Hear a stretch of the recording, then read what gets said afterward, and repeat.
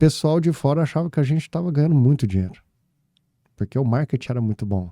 Que diferencia uma empresa que cresce para uma empresa que está estagnada ou que quebra o dono. O empreendedor, o comprometimento dele é com os outros.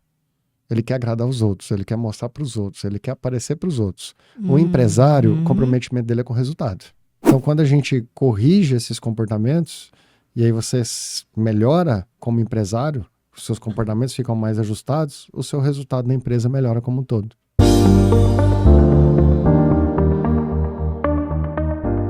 Olá, seja muito bem-vindo a mais um podcast Além do Horizonte. E hoje nós temos a honra de receber aqui um empresário que construiu uma trajetória admirável nos seus negócios. São mais de 15 anos de experiência empreendendo, liderando empresas e ajudando outras organizações a alcançarem crescimento e resultados extraordinários. Nosso convidado é fundador da America Nutrition, referência no segmento de suplementos, especialista em gestão estratégica, financeira, marketing, liderança e desenvolvimento empresarial. Além disso, já impactou mais de 1.200 empresas por meio de treinamentos e consultorias. Seja muito bem-vindo, José Leonardo. Ô Marilda, obrigado pelo convite. Um prazer e uma honra estar aqui com você, batendo esse papo aqui. Muito, eu que agradeço. Eu já falei para você que eu amo o tipo de empresa que a tua é. Que trabalha com o empreendedor direto ali nas dores deles, nas necessidades dele, porque o empresário brasileiro é apaixonado pelo que faz, sim, mas às vezes falta alguns ajustes em gestão, né? E você leva isso para dentro das empresas, profissionalizando, tirando muitas empresas do amadorismo, sim, né? Só da paixão, e transformando aquilo num amor consistente, com resultados extraordinários. E sustentável, né? E sustentável, que eu vejo conheço empresas que você trabalhou e que tiveram uma expansão, abre a cabeça do empreendedor. Com certeza, realmente é um trabalho que eu digo que é abençoado. É abençoado. Eu desejo muito sucesso para você continuamente, sempre. Amém. José, como que começou a sua vida empreendendo? Olha, na verdade eu comecei a empreender bem cedo, Marilda. Eu comecei a trabalhar com 11 anos de idade vendendo. Que beleza. Vendendo. Venho de uma família bem humilde, então não tinha muita condição de ter as coisas que eu queria, né? Às vezes queria comprar um tênis, queria comprar uma bola, e minha mãe não tinha condição. E até para complementar a renda de casa mesmo, assim, a gente passava muita dificuldade financeira. Então eu comecei vendendo balinha, vendendo pirulito, vendendo coisas no recreio da escola. Tinha um barzinho lá na... Que legal. Tinha um barzinho lá na escola, eu arrumei um emprego, foi meu primeiro emprego lá. Então, eu trocava meu recreio para ficar lá no botequinho. Ajudando o dono do bar. Ajudando o dono do bar. Eu trabalhava no recreio da manhã, no recreio da tarde e no recreio da noite. Você voltava à escola. Isso, eu morava você fazia perto o seu da escola, né? De estudo. E voltava à tarde e à noite para trabalhar. À tarde e à noite eu ia lá para trabalhar na hora do recreio. Eu ganhava Naquele tempo podia, né? Ganhava R$1 por cada recreio que eu fazia.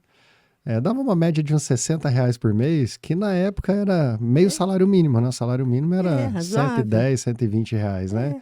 Tinha 11 anos de idade, então aquilo ali já comecei a viver um pouco desse empreendedorismo ali.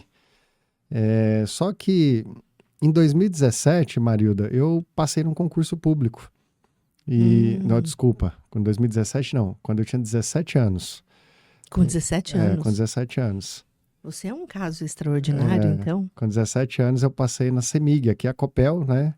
Porque a CEMIG ela tem um programa que é o CEMIG Senai, e aí você entra com 17 anos, isso. Você entra, você faz o curso técnico preparatório, e aí quando você completa 18, aí você efetiva na CEMIG. E aí eu passei lá em Minas, é um concurso que é muito disputado lá, né? Quase um prodígio, Zé. Foi uma coisa que mudou minha vida na época, né? De onde eu vim, aquele emprego era um emprego que pagava 10 salários mínimos, ticket, participação de lucro, previdência privada, plano de saúde. E com toda essa segurança. Então uma segurança, assim, muito boa. Você deixou para empreender. Continua. Eu com 18 anos, eu já tinha meu carro, já tinha... Que legal. Né? Eu comecei, assim, A minha vida mudou muito, minha vida, da minha mãe, do meu pai. Isso prova que de onde vem não faz diferença, né? Sim, com certeza. Então foi um divisor de águas, assim, de onde eu vim. Mas eu sempre fui muito estudioso. Então, assim, na escola eu trabalhava, mas também estudava bastante. Então, O sucesso vem com disciplina, né? Sempre fui muito disciplinado nesse ponto. E entrei na CEMIG em 2004. Então... 22 anos. Não, eu tinha... Não, há 22 anos atrás. 22 anos atrás, isso. Eu estava com 17 anos na época. No período de 2004 até 2009, eu fiquei assim bem acomodado. Não tirei da ideia de empreender. Não pensava em empreender. Estava tranquilo. Antes de entrar na CEMIG, era uma coisa que eu pensava muito. Assim. Salário todo mês. Sempre tive vontade de ter minha empresa, meu negócio. Então, sempre sonhei com isso. Assim. Mas quando eu entrei na CEMIG, aquele sonho ficou adormecido durante um tempo. Por isso, né? Pela mudança de vida, Sim, né? ficou tranquilo. Mas tem uma coisa, Marilda, que assim, com coisa boa a gente acostuma rápido, né? Então, assim, eu lembro quando eu ganhei meu primeiro salário, eu achei que foi muito dinheiro, foi um negócio assim, falei, nossa, mas pouco tempo depois aquele dinheiro já estava curto, já não estava sobrando mais. Você já achou caixas para ele? Já não estava sobrando mais, já, né, e aí começou a me incomodar, porque o que aconteceu? O padrão de vida sobe, né, eu estava vivendo uma vida muito melhor de onde eu vim, mas... bateu não no sairia teto. daquilo. Bateu no teto, assim. Para melhorar, eu tinha que passar em outro concurso. Eu tinha que, por exemplo, me formar em engenharia para passar num concurso de engenheiro, porque eu era técnico na época, né? Então, se você não tinha, assim, uma progressão vertical dentro da empresa, não tinha um plano de carreira... eu já, com 5, 6 anos que eu estava na empresa, eu já tinha atingido o teto ali da carreira da carreira que eu estava, né? Como eletricista de transmissão na época. Então, aí começou aquela coceirinha, né? Eu falo que tem um bichinho ali do empreendedorismo que pica a gente. Então daquele menino que ficava na cantina, que conseguia ver, né? Então aquele lado empreendedor que estava adormecido começou a desabrochar. A aparecer de novo, despertou, né? E aí eu comecei a mexer com uma coisa ali, a mexer com outra coisa ali... Não deu certo. Junto com a empresa. Isso, eu estava trabalhando, ainda estava trabalhando. Paralelamente comecei a pesquisando e fazendo mexer com algumas coisas ali, a experimentar algumas coisas. E até que veio a American Nutrition. Aí, em 2012, a gente fundou a American Nutrition, que aí foi o negócio que deu certo. O negócio que... E existe até hoje, né? Existe. American Nutrition é uma empresa muito consolidada no Triângulo Mineiro, uma empresa bem estruturada. Que legal. Começou pequenininha, tem toda uma história, uma trajetória, né? Eu falo que foi meu primeiro filho ali e foi uma baita de uma experiência. Que legal. Foi na American Nutrition que você conheceu o desafio? Sim, porque aí o que aconteceu, Marilda? Eu comecei na American Nutrition, então assim, eu era funcionário público, eu não tinha experiência com vendas, então para vender eu sempre fui muito bom. A minha empresa vendia muito bem, mas a gente passava umas crises bem pesadas, né? Sim, o que é muito comum, né? A gente observa muito isso nas empresas, né? Exatamente. A empresa vende, mas e daí o lucro? Exatamente. E o resultado? E assim, aquele negócio era uma paixão para mim, porque a American Nutrition é uma empresa de suplementos nutricionais e artigos esportivos. Por que veio a American Nutrition? Eu era atleta de fisiculturismo. Não parece não, mas eu já fui fisiculturista. Que legal, que legal. E então aquilo era meu mundo, eu respirava aquilo. Porque quando eu entrei na CEMIG, eu era assim muito magrinho, com 17 anos, e eu trabalhava num serviço que era bem pesado. Então a recomendação do médico é, quando você for começar o treinamento lá, entra na academia, senão você não vai dar conta não. Faz atividade física. E realmente é um serviço bem pesado. Então eu entrei e me apaixonei por isso. E muitos anos ali treinando, de repente estava competindo e foi um período ali que eu virei atleta mesmo e participava de competições aí no Brasil, competições sul-americanas. Então tinha... E o suplemento, ele é caro até hoje, ele não é um negócio barato, né? Sim. Então, pesava muito no orçamento ali, até porque eu viajava muito a trabalho, então precisava muito de suplemento. Então, eu comecei a vender suplemento para poder complementar minha renda na época. Então, meu objetivo inicial era, eu vou vender o meu suplemento aqui para poder Conseguiu o meu. Ganhar o meu, né? Ganhar o meu. Só que de repente, Marilda, eu tava ganhando o meu. Muitos empreendedores começam assim, né? Vou vender isso daqui para o meu sair de graça. Isso, então assim, como eu conhecia muita gente na academia, eu era muito referência naquilo como atleta, como eu fazia, era bem conhecido no ramo. Então eu vendia bastante, assim, eu chegava na academia com a sacola e voltava com a sacola vazia. Vendia tudo, né?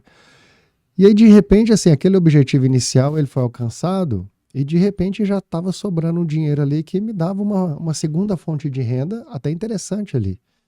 E nesse período você ainda estava na CEMIG? Estava na CEMIG. Fiquei na CEMIG mais um tempo. Fiquei conciliando, né? Até porque eu não tinha essa segurança de, tipo assim, largar um negócio que é extremamente seguro para me aventurar. Seguro. Né? Então, enquanto eu estava trabalhando ali como sacoleiro, vendendo, né? Eu estava prosperando bem. Sim. Eu lembro que uma vez eu fiz uma conta lá que em um mês eu tinha vendido 30 mil reais. Isso assim, vendendo sacola, né? Em que cidade que você estava nessa época? Eu estava em Araguari. Araguari é Minas Gerais, fica próximo a Uberlândia ali. Então, uma cidade pequena, imagina. 100 mil habitantes, 100 e poucos mil habitantes. Um pouquinho maior que Rolândia. Isso. E aí eu já estava tendo um faturamento ali até interessante. Aí eu falei assim... Já estava livrando os seus suplementos tranquilamente. Tranquilamente, já estava dando uma renda que era quase a minha renda da CEMIG já, né? Aí eu falei, não, bacana, eu vou montar uma loja.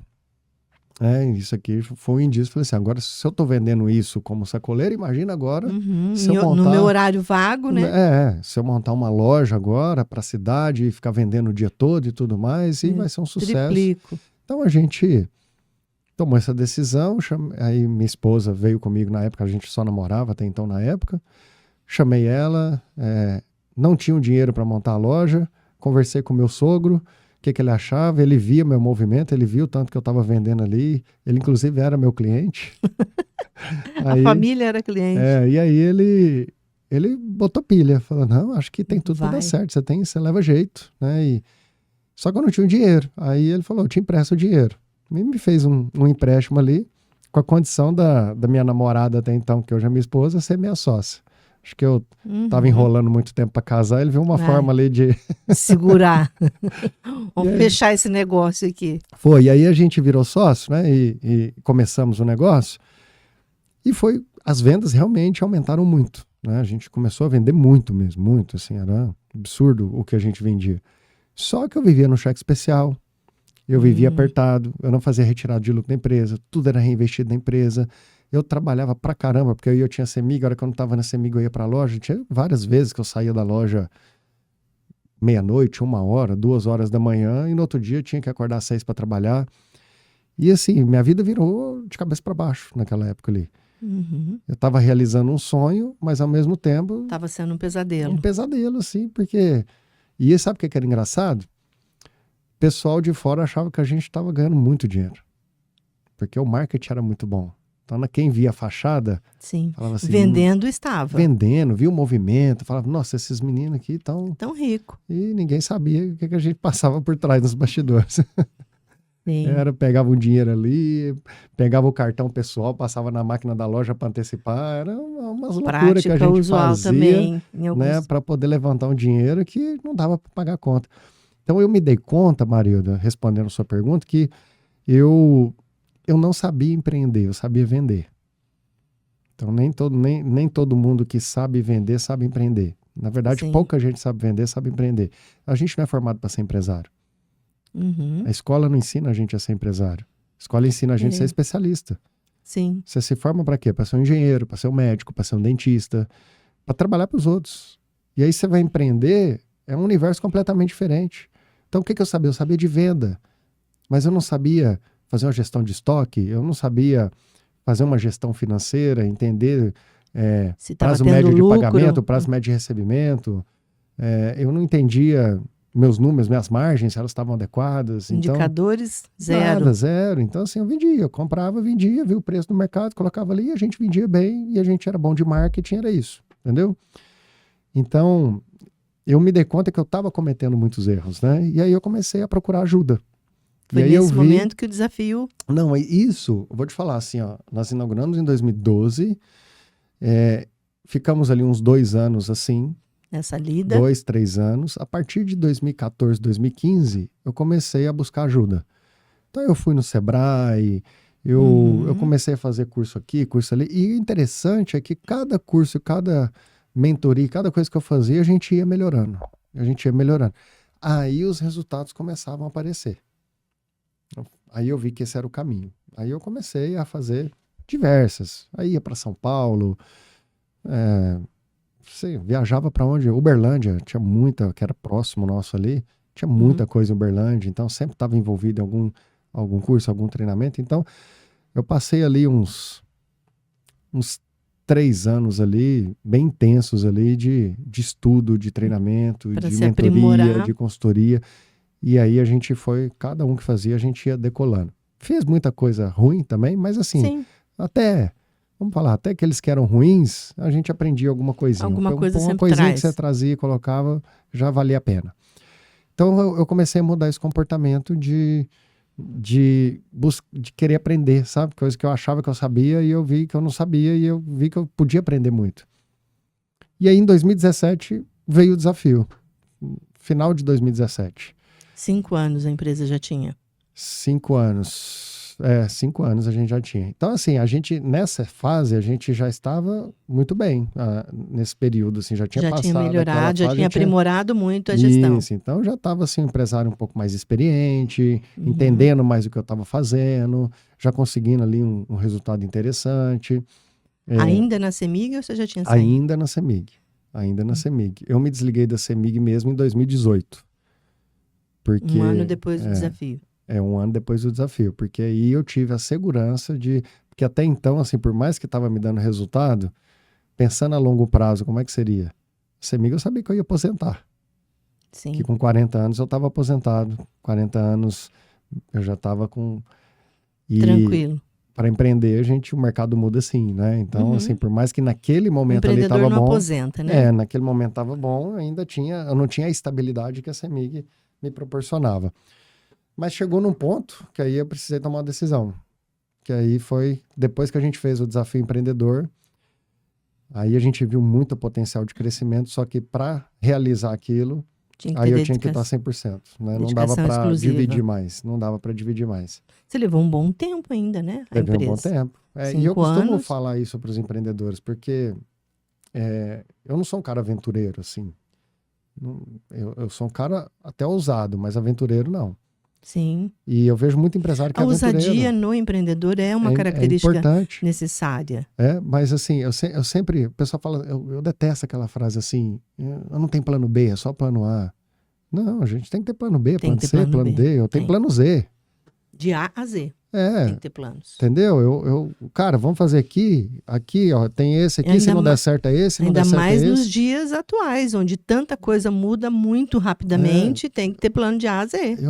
Eu particularmente não concordo com essa ideia das pessoas de...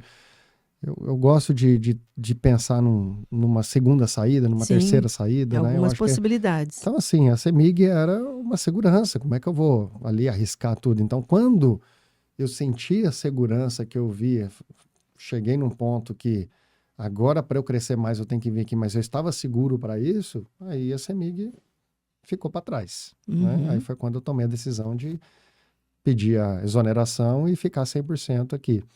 E foi bem tranquilo, assim, porque a gente já estava, né, numa posição que já não doía tanto mais e já tinha uma certa experiência e entendendo mais a nossa capacidade. Nesse momento ainda era você e a sua esposa somente de sócios. Isso. Você nunca teve sócio além dela na empresa? Eu tive. Quando a gente começou em 2012, a gente teve um terceiro sócio. Era um amigo nosso lá, mas ele ficou pouco tempo. Então, logo ele saiu e aí continuou só eu e minha esposa. Era um personal trainer lá da cidade de Araguari, e aí ele também vendia suplemento, então a gente meio que se uniu lá no começo, né? Mas logo a gente entendeu que era melhor a gente continuar sozinho. E aí depois que você fez o desafio, você se apaixonou pela mentoria, é isso? Então, aí o que aconteceu? Esse caso é interessante. Quando apareceram lá e ofereceram o desafio para nós, eu nem participei da reunião, não quis participar da reunião. eu comecei a entrar numa fase assim que, eu já fiz muita coisa, eu já vi sei de o que eu tudo, preciso. eu já sei o que eu preciso, então eu achei que eu não precisava, eu achei que eu já sabia. E de repente, essa moça que foi lá e fez a reunião com a minha esposa, saiu, a minha esposa falou assim, eu fechei com eles, a gente vai iniciar agora uma consultoria aqui de 7 meses aqui na empresa. Eu falei, mas como assim você fechou? Eu falei, quanto que é esse negócio? A hora que ela me mostrou o preço, eu falei, não, você vai lá cancelar. Você tá doida? Você ficou doida? Nós não podemos investir isso tudo. Eu falei, não, nem vou. Isso aí eu entro agora na internet aqui, tem tudo no YouTube, né? Isso, quem que é esse cara? Deixa eu ver, nem conheço, nunca ouvi falar, né? Bateu um Não, egozinho ali. trouxe um monte de objeção, né? Um monte de...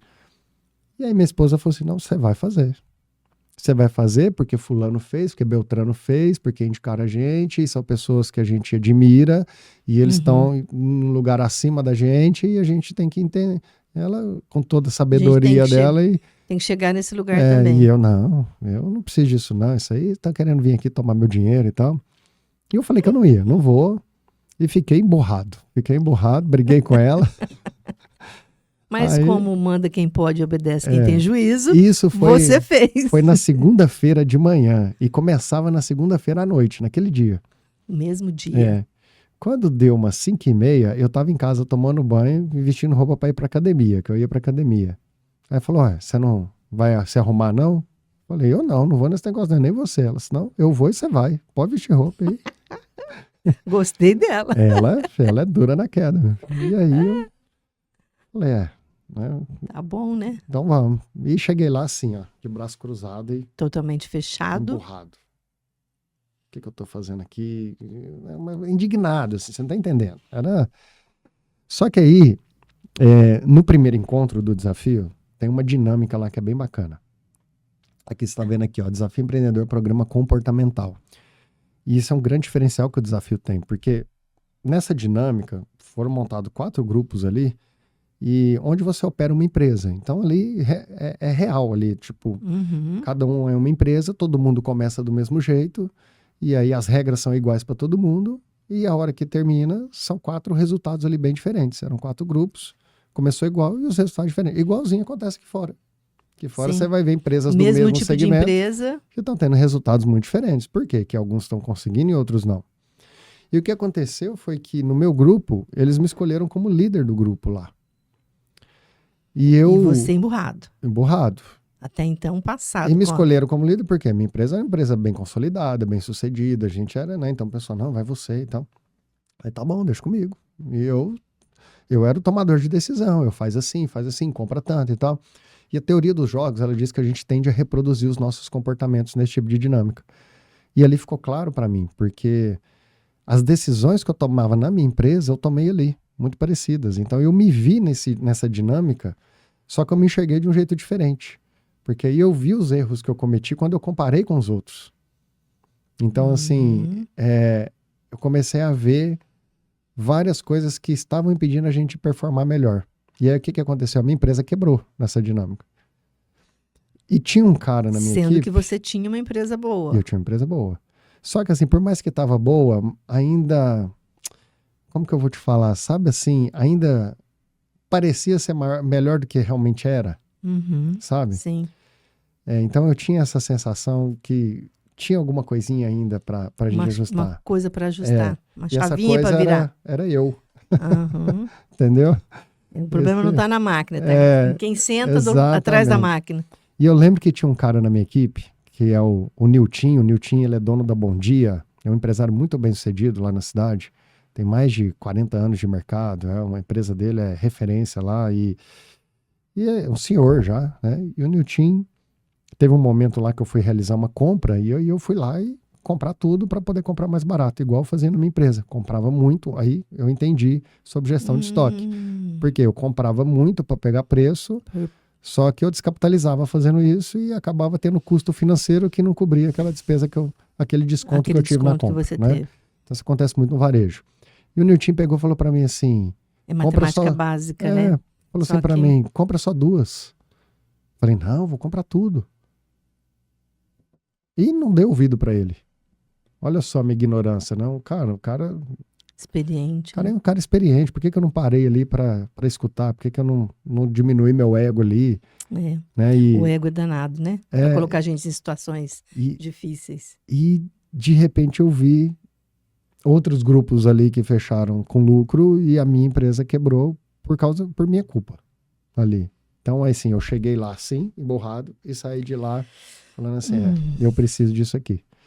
E foi um grande divisor de águas. Aí, mergulhei fundo e eu nunca havia participado de nada parecido com o desafio. De tudo que eu fiz, que eu tinha Participei feito. de algumas reuniões, eu achei assim extremamente bom, produtivo, interessante, essas dinâmicas, né? Que é dinâmica de matemática, mas como você acabou de dizer, mostra o comportamento do empresário, Isso. né? Fica muito transparente ali. E a gente toma consciência, né, dos pontos ali, e aí sim, aí os facilitadores do programa vão trabalhando com a gente para a gente melhorar esses comportamentos, esse conjunto de comportamentos, porque tem uma base metodológica no desafio, que são as 10 características comportamentais do empreendedor de sucesso. Porque matemática é matemática, né? Exatamente. Agora, o que faz a diferença é o comportamento. É o comportamento, não é? É o comportamento. É a forma como o indivíduo conduz. Exato. Porque conta de mais e menos. Exato. É tranquilo. Mas assim, conta de mais e menos. Só que o nosso comportamento faz a gente inventar conta. Faz a gente justificar decisões que... Justificar decisões, isso. Que não precisava, que não tem justificativa. Mas eu faço por causa disso, por causa não sei o quê. E aí você vai ver, tem uma raiz de um comportamento ali que tá desequilibrado. Então, quando a gente corrige esses comportamentos, e aí você melhora como empresário, os seus comportamentos ficam mais ajustados, o seu resultado na empresa melhora como um todo. Acho isso lindo. É dessa parte que eu mais gosto. Quer dizer, na verdade, é o centro de tudo, né? Do desafio. Zé, o que diferencia uma empresa que cresce de uma empresa que está estagnada? Porque hoje, eu trabalho há 13 anos na Mary Kay, e a senhora Mary Kay falava que nada acontece antes que aconteça uma venda. E tudo é vendido. Todo profissional tem que saber vender.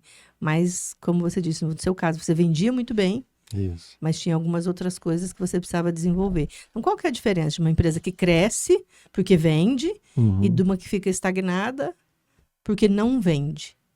De verdade? Sem...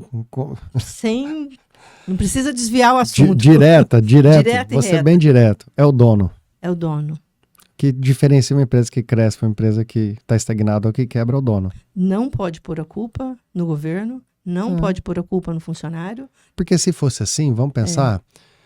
Que aí eu devolvo a pergunta. Essas são as justificativas que eles dão, né? Assim, ó, por que tem empresas do mesmo segmento que conseguem fazer? Tem gente que fala assim, mas funcionário, mão de obra, tá difícil demais. Tá, mas o seu concorrente ali também tem, por que ele consegue? Eu atendo um supermercadinho, às vezes pequeno, que o cara vira e fala, mas pô, ninguém quer trabalhar, não sei o quê. Aí você olha lá, pô, o Mufato, que tem muito mais funcionários, tá conseguindo gente para trabalhar, e por que você não está conseguindo? Será que o problema está nas pessoas, ou está no seu processo, ou na forma como você está conduzindo isso? Porque manter a equipe motivada, o que o indivíduo faz para manter uma equipe motivada hoje? Isso é uma pergunta boa, porque vamos lá, a gente vem de uma época que assim, vamos pegar, não vamos muito longe não, há 20 anos atrás, há 20 anos atrás você tinha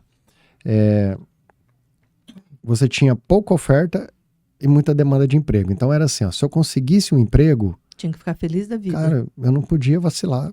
E outra, se eu fosse mandado embora, não era fácil conseguir um emprego, você sabe disso, você lembra? Sim, sou desse tempo.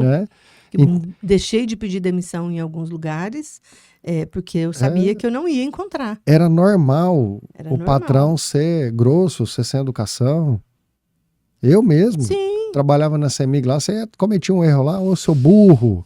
Sim, levei muito esbregue de patrão que, assim, engoliu o choro na hora, porque não podia sair dali. Não podia. Então, assim, era normal você ver empresas que tinham funcionários com 20, com 30 anos ali trabalhando na empresa. Sim. Então, por mais que às vezes o patrão não fosse um líder, não soubesse liderar, a situação forçava as pessoas a ficarem. Hoje o mercado mudou. Totalmente. Hoje é assim, ó, você tem muito mais oferta do que demanda. Então, hoje é assim. Isso porque a tecnologia já ajuda em um monte de então, coisa, né? Hoje você tem, por exemplo, vamos lá, As pessoas que são mais espertas, boas, ou que às vezes são boas de serviço, elas entenderam que ela consegue trabalhar por conta, trabalhar sozinha. Uhum. A pessoa já trabalha de Uber, trabalha no iFood, ou ela monta um negocinho, vai vender no Mercado Livre. Vende Mary Kay. Isso. Então, você já perdeu uma parte da mão de obra ali do mercado, que era gente boa. Gente Aí boa, sobrou gente mas aí média. que está empreendendo, né? Que está empreendendo. Então, sobrou ali a média para o mercado de trabalho. E hoje, essa média é assim. E tem pouca gente querendo trabalhar e tem muito negócio já abrindo. Hoje você tem muito mais empresas. Vamos lá, há 20 anos atrás, quantas farmácias que tinha em Rolândia? Nossa, acho Vai que tinha olhar umas hoje. 4, 5. Hoje tem 4, Quantos 5 só de uma supermercados rede. tinha em Rolândia? Quantos que tem hoje? Tinha Então, 2. a demanda por mão de obra aumentou muito. E a Sim. quantidade de mão de obra não aumentou proporcional. Então, hoje é assim, a pessoa vai lá na sua empresa, lá na farmácia, está trabalhando, chegou atrasado, que seja, um dia, o patrão só olhou de cara feia para ela. Se ela não gostar do ambiente, se ela se sentir mal, ela sai, no outro dia ela nem volta para trabalhar. E aí o concorrente do lado já contrata ela. Entende? Então hoje a pessoa assim... Não precisa pensar, ela não tem medo mais de deixar de trabalhar.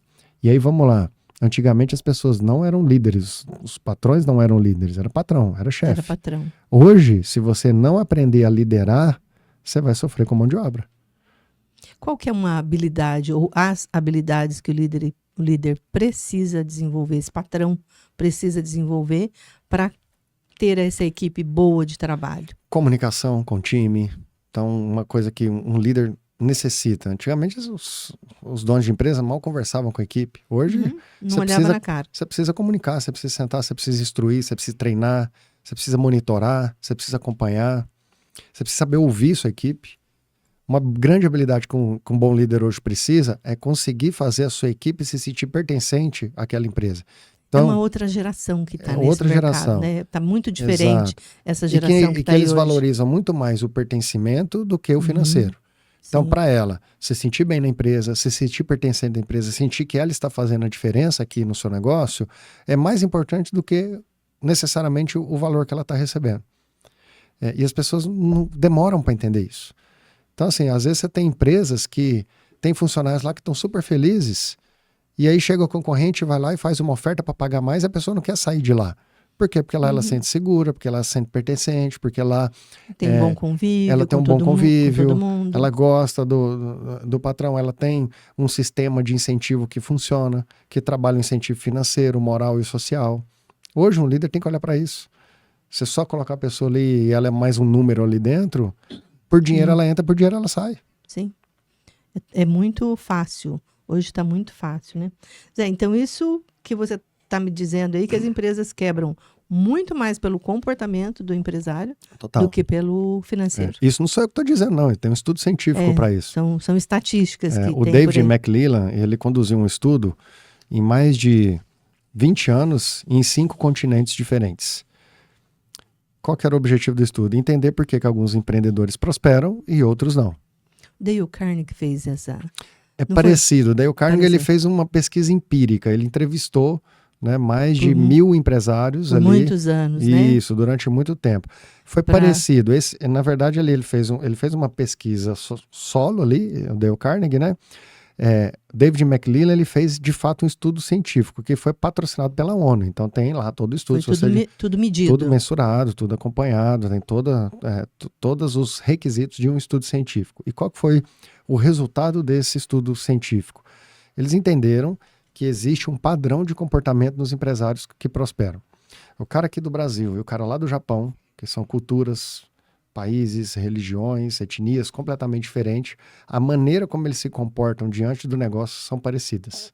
E eles traduziram isso em 10 comportamentos. Eu acho muito interessante isso tanto faz aqui como no Japão. A gente está sempre com pessoas, né? Exato. Gente aqui, é gente no Japão, é gente na Noruega, não interessa. Exatamente. São pessoas que são movidas. E a forma como ele lida com o negócio é parecida. E é por isso que às vezes você vai ver, você deve conhecer algum caso assim, de alguém que não sabe ler e escrever, não tem a 5ª série e é bem sucedido nos negócios. Sim. Não é sobre o conhecimento que a pessoa tem, é sobre o comportamento dela diante do negócio. A gente vê muito pessoas assim com formações, com pós-graduação, com mestrado, que não tem um rendimento, um resultado no negócio, assim como uma pessoa que nem você disse, às vezes apenas com a quinta série. Só que assim, ó, você vai pegar um empreendedor médio, você vai conversar com todo mundo, todos têm alguns desses comportamentos. Eles mapearam e transformaram isso em 10 comportamentos. Então é um conjunto que ele precisa estar equilibrado. Qual que é o que a gente vê na prática, por exemplo? Vou trazer 3 comportamentos aqui para você desses 10. Estabelecimento de metas, busca de oportunidade de iniciativa e o planejamento e monitoramento sistemático. Ou seja, o indivíduo não pode não ter o plano B. Nessa segunda que você falou. Ele tem que buscar outras possibilidades. Só para você ter uma ideia, o que é estabelecimento de meta? O empreendedor de sucesso, ele estabelece metas. Ele tem meta de faturamento, ele tem meta de expansão da empresa, ele tem meta... Conforme o vento vai, o vento vem, o governo... Tem empresários que sabem fazer isso de maneira metódica. Tem empresário que não, a meta dele é assim, eu quero dobrar a minha loja daqui a 1 ano. Então, mas ele tem meta, entendeu? Por mais assim, talvez... Por mais amador que ele seja, ele tem objetivos Uhum. a serem conquistados. Então, isso é um comportamento. O outro comportamento é a busca de oportunidade de iniciativa. São aquelas pessoas que enxergam oportunidades... Dentro do negócio dele mesmo. Tem gente que é assim, onde que ele está, ele vê oportunidade de negócio. Ele está aqui nesse podcast, ele faz assim, nossa, mas esse negócio aqui, se você fazer isso aqui... Só tem gente que é assim, tem uma antena ligada que consegue ver negócio em tudo. Uhum. Onde ele está enxergando negócio. Isso é um comportamento necessário para o empreendedor de sucesso. E aí... Você tem o planejamento e monitoramento sistemático, que é o quê? Eu estabeleço meta, eu enxergo uma oportunidade, eu estabeleço meta e eu planejo e monitoro o andamento para poder chegar naquela meta.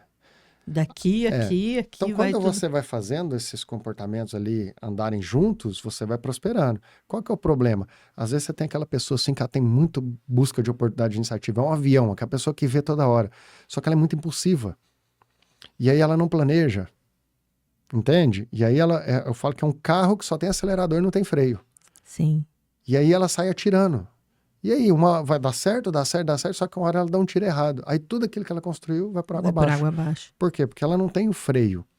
Então, eu gosto desses comportamentos, esse comportamento que você está falando, só que ele precisaria de alguém para ajudar a pisar no freio. É nesse momento que o desafio entra. Exatamente. Qual que é o papel nosso? Para desenvolver isso.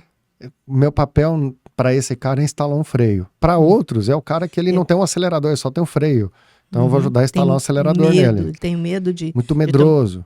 de fica muito no planejamento e vai pouco para ação. Isso me lembra o Enneagrama. Eu trabalho com o Enneagrama. Exatamente. É muito legal. O tipo 7, o tipo 8 é esse que acelera. Isso. Né? O 6 é o que está sempre com o freio de mão puxado. Exatamente. Eu também gosto bem parecido. Muito disso. Então assim, aí a gente vem com a nossa metodologia, com toda a base ferramental que o desafio traz, para desenvolver esses comportamentos ali, nesse empresário. E aí, quando ele equilibra mais esse conjunto, ele fica mais suscetível a prosperar. Porque ele continua tendo busca de oportunidade e iniciativa, só que agora ele sabe correr um risco calculado, ele sabe fazer um planejamento, ele analisa melhor, ele busca informações antes de tomar decisões, e aí ele fica mais equilibrado, e aí ele vai indo, prosperando e errando menos. Porque o problema nosso, às vezes, é errar demais, entendeu? Às vezes não é sobre acertar muito, é errar de menos. Sim. Se você erra menos... Você vai prosperando também. Já está no lucro. Exatamente. Já está no lucro. O comportamento das pessoas hoje mudou em relação às compras. Como que o desafio orienta nesse sentido? Porque vocês trabalham marketing, vendas, tudo. Sim.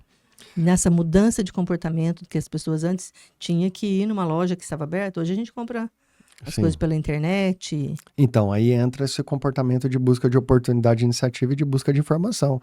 Às vezes eu estou tentando fazer uma coisa, o mercado está pedindo outra, eu preciso ouvir o mercado. Então, assim, o que meu público está buscando? O que ele está querendo? E como vocês trabalham com uma gama de empresas, vocês têm toda essa visão, né? Com certeza, né? A gente consegue entender. O desafio hoje atende 3, 4, até 5 mil empresas por ano. Então, isso dá uma base de dados para a gente muito forte para a gente poder trabalhar ali com os nossos clientes.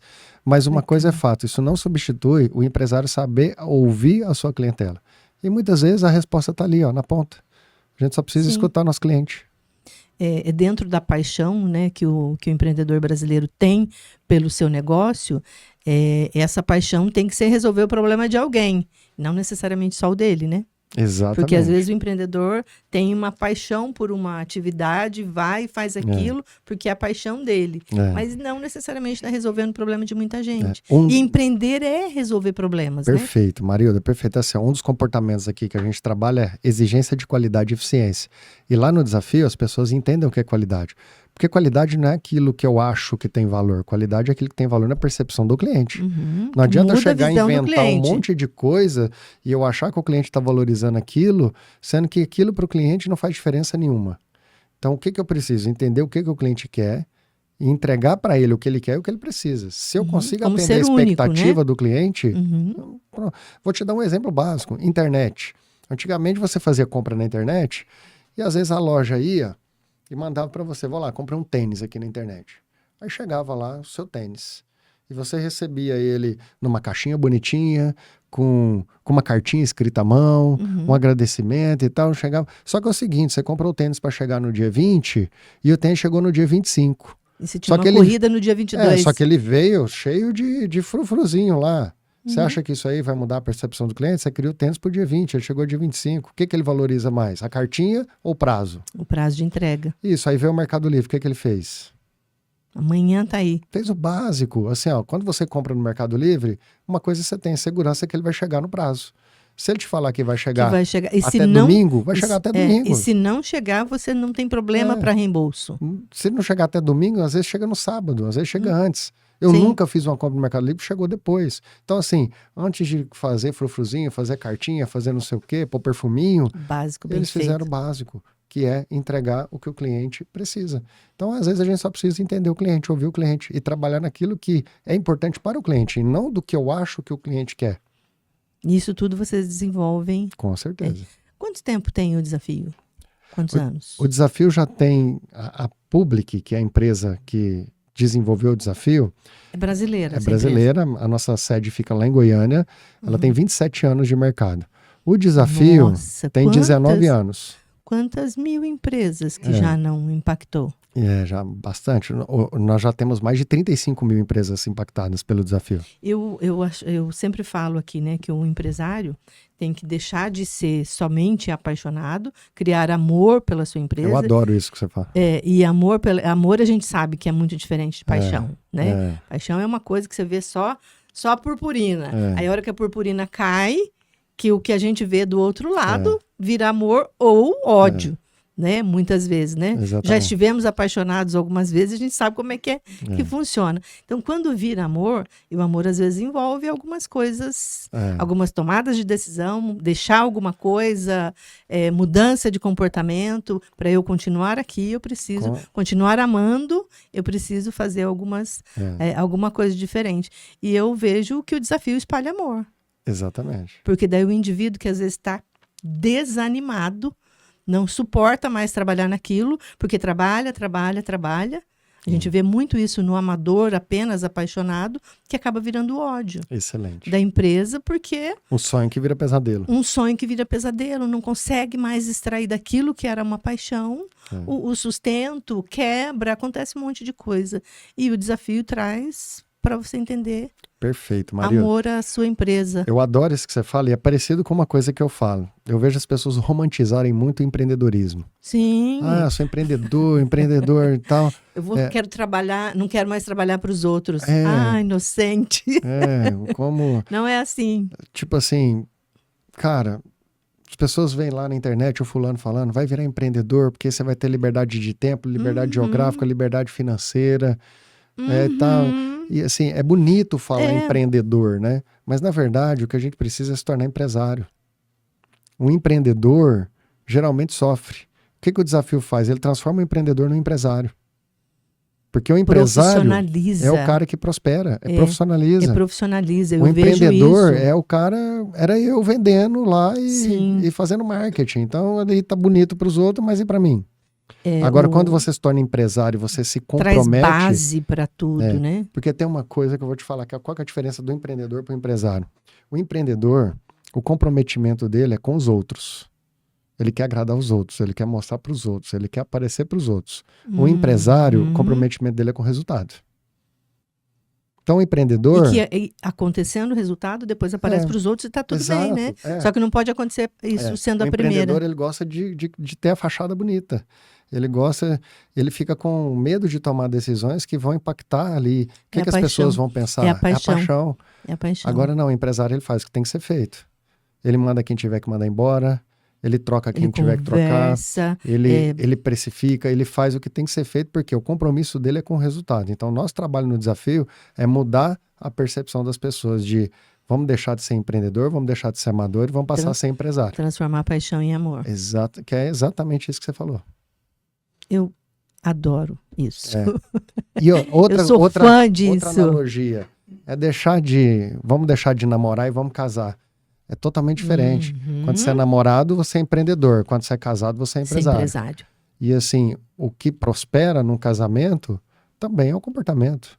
Sim. E é totalmente diferente, assim, ó. Eu e minha esposa estamos juntos há muito tempo. Você não pode continuar casado tendo os mesmos hábitos de solteiro. Não tem jeito. Então, você precisa se adequar e entender que aquilo ali é uma instituição e que ambos ali precisam se doar e fazer o que tem que ser feito para aquela instituição dar certo.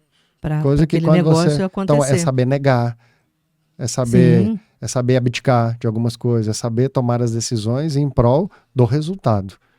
E não que o amor faz. Da paixão. Muito bom. Zé, vamos fazer um bate-bola aqui, vamos falar vou te falar algumas palavras, você diz para mim o que você pensa em uma frase. Empreendedorismo. O que você fala de empreendedorismo para nós? Em uma palavra? Uma frase. Uma frase? Vamos facilitar. Empreendedorismo? Não, mas dá para falar em uma palavra. Empreendedorismo, romance. Empreendedorismo é um romance. A liderança? Necessária. Sucesso. Objetivo. Dinheiro? Importante. Família? Acima de tudo. E propósito? O mais importante de todos. É melhor empreender com propósito do que sem ele? Com certeza. Entendendo o propósito. Com certeza. O propósito é o que vai te dar fôlego e gás para você poder conseguir seguir. Existe uma diferença muito grande entre propósito e proposta. Então, assim, às vezes você está num negócio que a proposta é boa, mas e o propósito? Tem a ver com o seu propósito? E aí, quando você está pela proposta, você não consegue lidar com certas situações. Eu te falo porque acontece com a gente. Às vezes vem consultores trabalhar com a gente e o Desafio Empreendedor é um programa high ticket, é um trabalho que ele é bem intenso, mas ele é muito bem remunerado. E às vezes as pessoas vêm pela proposta financeira, que é muito boa. Só que quem vem pela proposta não fica, se não tiver propósito. Porque é um trabalho que ele é bem pesado. Então a gente lida com situações, com pessoas que estão passando por dificuldade. Estão nessa fase do ódio, muitas vezes, pelo negócio, aquilo que era uma paixão. Exatamente. É pesado, né? Pesado. É pesado. Está num momento difícil, pesado. Você abre mão de muita coisa, né? O nosso tempo fica todo praticamente dedicado para isso. Cara, se não tiver um propósito no coração de eu estou aqui porque eu gosto de ajudar pessoas, porque eu quero transformar essa vida. Que transforma. Desafio transforma. Eu conheço. A pessoa não consegue ficar. Você sabe o que eu vejo também do desafio? Ele tira o peso.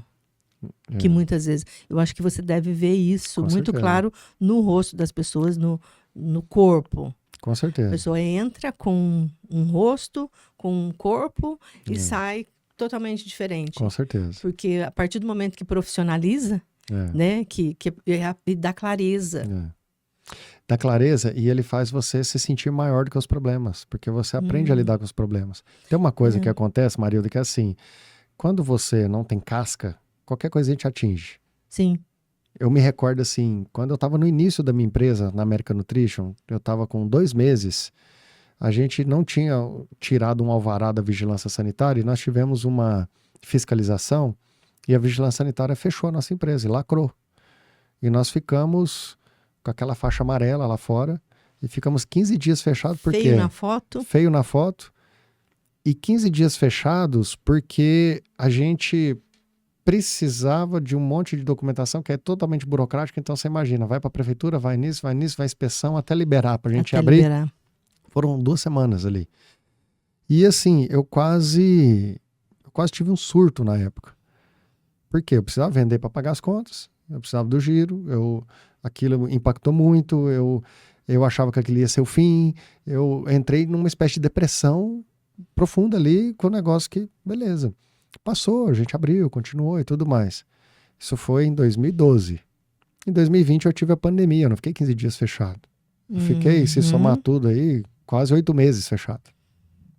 Sim. Só que é o seguinte, esses 8 meses que eu fiquei fechado não foram tão pesados nem perto do que eu passei em 15 dias fechado lá atrás. O que mudou? Era uma situação muito mais adversa do que era antigamente, Sim. mas Que você não tinha condições de fazer nada. Em 2012 você conseguiu a documentação. Isso. Né? Pandemia não tinha o que você eu tinha fizesse. que esperar, eu tinha que seguir, o pessoal determinava, era aquela loucura.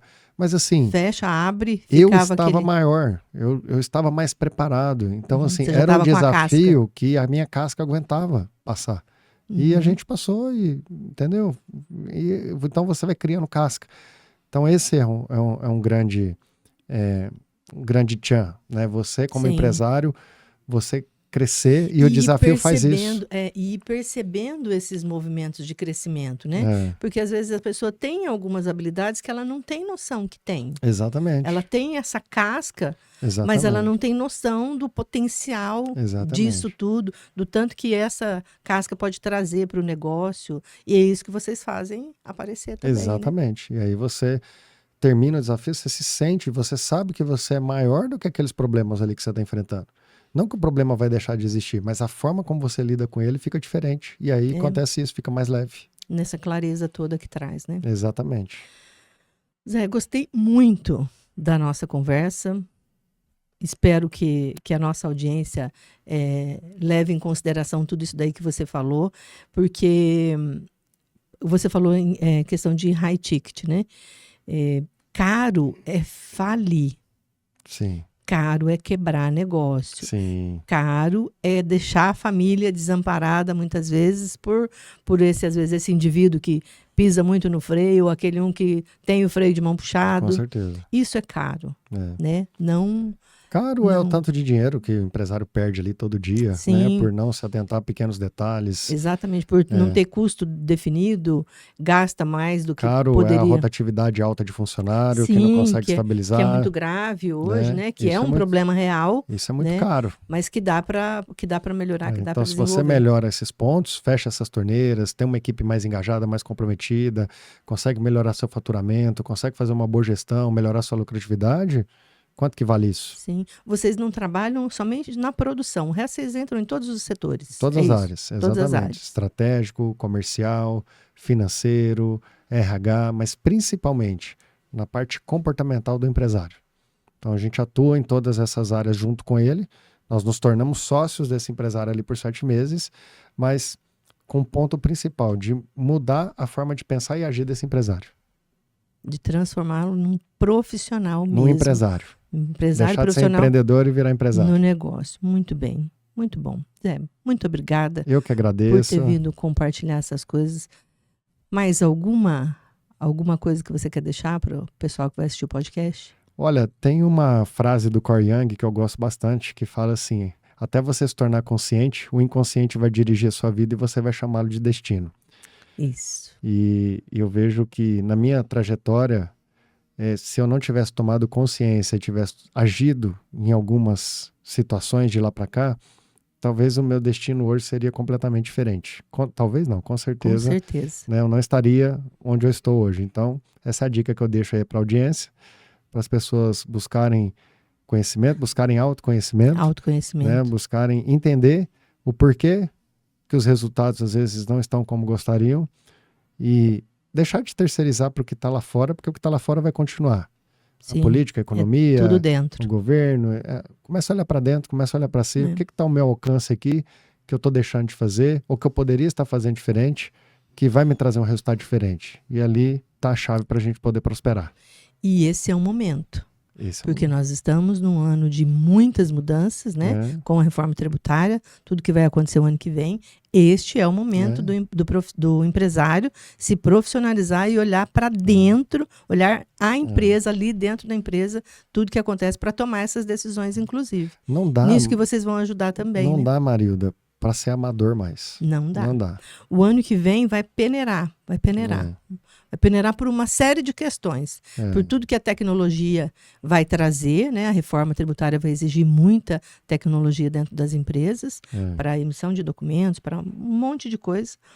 Mas vai exigir esse olhar para a empresa também. É isso aí. É esse o momento da transformação, que as empresas, que vai ficar quem é bom. Exatamente. Vai ficar quem conhece do negócio e quem ama o negócio. Muito bom. Obrigado, viu? Foi um prazer estar aqui com você. Eu que agradeço. Foi muito bom ouvir todas essas coisas. Você sabe que eu gosto disso tudo. Legal. Então, esse foi mais um podcast do Além do Horizonte. Se você não é inscrito nesse canal ainda, aperta o sininho lá para se inscrever, para não perder esse e tantos outros conteúdos legais que a gente traz aqui para empresários, né? Compartilha esse vídeo, manda para todo mundo que você sabe que tem a paixão pelo negócio e quer transformar em amor. Um beijo, muito obrigada.